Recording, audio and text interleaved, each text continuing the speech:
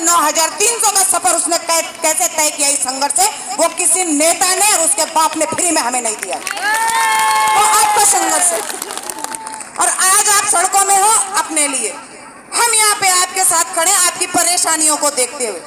मैं आप सबसे बोलना चाहती हूँ कि काम अगर करना है, हमारे पीछे वर्दी में आपको ये बहनें दिख रही हैं, ये भी महिलाएं हैं, ये भी सुबह 10 से 5 ड्यूटी करती हैं, नाइट ड्यूटी भी करती हैं और बहुत परेशानियों में भी रहती हैं। पर नौकरी करनी है तो करना पड़ेगा, करना पड़ेगा। तो वही है कि अगर आप ICDS की सेवाओं से जुड़े हैं तो काम तो आपको करना ही पड़ेगा और समय के हिसाब से हर टेक्नोलॉजी भी बढ़ती जाएगी, ये हम समझ रहे हैं। लेकिन आप उस काम का उचित दाम तो उनको दो। कम वक्तों, आप 9,300 में गधों की तरह काम अपनी इन बहनों से करवा रहे हो। आपकी कैबिनेट की बैठकें होती है, 2 साल पहले धरना हुआ था, 1.5 महीने का धरना इसी शर्त पर स्थगित हुआ था।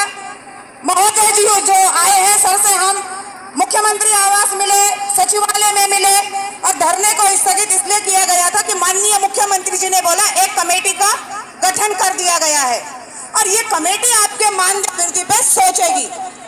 1 महीना हुआ, 2 महीना हुआ, 6 महीना हुआ, 1 साल हुआ, तब से नेताओं ने 2 बार के अपने भत्ते बढ़वा दिए हैं। हमारा 140 रुपए मामूली सा नहीं बढ़वा पाई राज्य सरकार, 300 रुपए की मांग तो राज्य सरकार से है कि भाई 18,000 न्यूनतम तो आप करो। तो मैं कहती हूँ आप राशन की बात करते हो, मैं कहती हूँ राशन बटे ना बटे हमें क्या मतलब। अरे मैं तो बोलूं बंद होना चाहिए ये फ्री का राशन। इस 1.5 किलो गेहूं चावल ने बर्बाद कर दिया तुम्हारे पहाड़ों को, अपनी ढल्ला बना दिया हमारे लोगों को। बंद करो वो 1.5 किलो राशन। अभी बीच में चल रहा था कि इस प्रदेश के इतने बच्चे कुपोषित हो गए और आंगनवाड़ियों ने किस पे गाज गिरती है, किसी नेता कर्मचारी अधिकारी पे गाज नहीं गिरती। आंगनवाड़ियों को बोलते तुमने वजन ऊपर नीचे कर दिया, कुपोषित बच्चे कैसे हो गए। अरे 1.5 किलो सड़ा चावल और गेहूं खिलाओगे, कौन सी गर्भवती अच्छा बच्चा पैदा करेगी? कैसे बच्चा स्वस्थ होगा, कैसे कुपोषण भागेगा? तो हम चाहते हैं फ्री का बंद हो जाए। आपको देना है अपने वोट बैंक के लिए, राशन डायरेक्ट वहां पहुंचाएं। आपको कोई पैसा देना है, आप सीधा लाभ लाभार्थी को पहुंचाएं। आप आंगनवाड़ी से 24 आवर्स 6 सेवाएं ले, लेकिन उनका 18,000 रुपए मामूली सा मानदेय दे दे। एक कल मांग पे आप लोग लड़िए।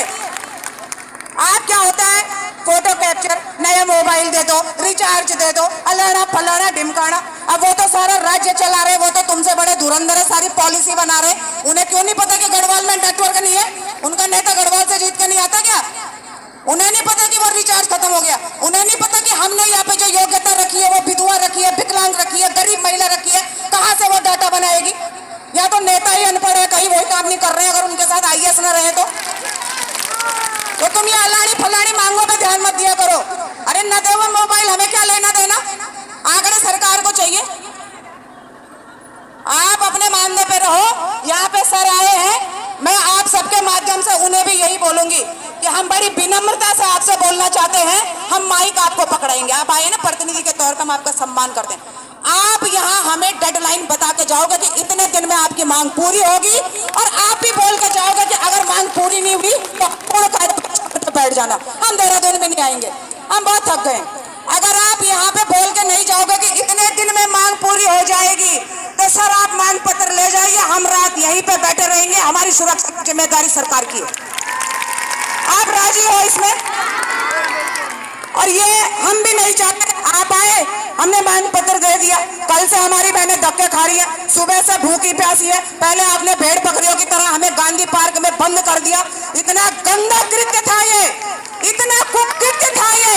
आपने जहाँ पे गांधी की प्रतिमा रखी है, अहिंसा का प्रतीक वो पार्क, और वहां पे तुमने इतनी बड़ी मतलब इतना बड़ा जुल्म और अभी महिलाओं के साथ और अपनी बहनों के महिला सशक्तिकरण का बोर्ड जिन पे चेप रखा है, तुम्हारे डेबरा पकड़ू चल, तो हम भी छाप छोड़ के रख देंगे, हम भी यहीं पे बैठेंगे। मरना एक दिन मरना ही है ना, लोग मरे तभी तो उत्तराखंड मिला, तभी तो आप भी वहाँ मजा कर रहे हो बैठे में। जो भी हो, भाजपा कांग्रेस जिस भी पार्टी के नेता में नेताओं से कोई मतलब नहीं है। हम तो जो सत्ता में बैठेगा उसका मांग करेंगे, उसके खिलाफ आंदोलन करेंगे और अपने काम का दाम मांगेंगे। फ्री में हम काम करेंगे ही नहीं। तुम बिना काम के वो फ्री का भाषण, फ्री का राशन का लाखों रुपए अपना बढ़ाओगे और हमारा खून चूस चूस के वो 9,300 भी किस्तों में दे रहे हो यार तुम, पॉलिसी की तरह। मानदेय नहीं आया। जनवरी का एक किस्त पकड़ा दी, फरवरी में होली से पहले वो एक केंद्रांश पकड़ा दिया। ये क्या मजाक बन रखा है, पता ही नहीं चल रहा। बेचारी जब तक आ रही है तब तक आंगनबाड़ी और ज्यादा उधार कर दे रही है। तो हाथ जोड़ के निवेदन करते हैं धामी जी से भी उन तक बातें पहुंचाइए जो यहाँ पे आए हैं कि आप सूबे के मुखिया हैं, ये सभी आपकी बहनें हैं और इनके बारे में सोचिए, क्योंकि यही लोग हैं जो आपको वोट देके सत्ता तक पहुंचा रहे हैं। यही लोग हैं। और आंगनबाड़ी तो ग्राउंड जीरो की वो कड़ी है जो सारा काम आज कर रही है। और मैं कहती हूँ मेरी नजरों में सबसे बड़ी समाज सेविका आंगनबाड़ी है, सबसे बड़ी। वो किसी ने एक दिन लिखा था बात कि सरकारी विभागों में तो अधिकांश ऐसे हो गया है कि काम न करने की तनख्वाह मिलती है और काम करने की रिश्वत लेते हैं। आंगनबाड़ी है जो बिल्कुल काम इतना काम कर रही है। और कई लोग हम देखते हैं सोशल मीडिया पे चल रहा था आंगनबाड़ी काम नहीं करती, उन्हें आप काम गिनवाया करो, उसकी मुंडी पकड़ के अपने सेंटर में ले जाके उसे 18 रजिस्टर दिखाया करो, इतना काम होता है यहाँ पे।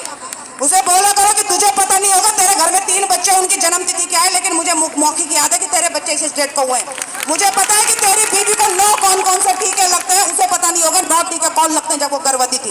बोलिए ये काम है हमारा, हम ये काम करते हैं। उन्हें पता ही नहीं आंगनबाड़ी, उन्हें लगता है जी बच्चे ही नहीं है, जी बच्चे ही नहीं है, आंगनबाड़ी कुछ नहीं करती। बच्चे तो कहीं भी नहीं, लोग ही नहीं रहे, सब लोगों को तो यहाँ ले, पहाड़ तो है ही नहीं, वहाँ जंगली जानवर हमारे लिए छोड़ रखे। वो तो धन्य करो आंगनबाड़ी जिंदा रखे उन पहाड़ों को, उन जंगली जानवरों के होते हुए भाई। तो माननीय मंत्री जी से विनम्र निवेदन हमारा रहेगा कि यहाँ पे उनके प्रतिनिधि के तौर पे जो आए, हम आपका स्वागत और सम्मान करते हैं और आपको रिगार्ड करते हुए सर आपको डेडलाइन यहाँ पे आज देनी होगी कि इतने दिनों में आपके मांग पत्र पे ये बातें होगी और ये काम होगा। और अगर यही चाहते हैं कि मांग पत्र देके आप जाए और हम लावारिस की तरह फिर देहरादून की सड़कों में धक्के खाएं, हम यहीं पे बैठे रहेंगे, तंबू गड़ाइए। धन्यवाद।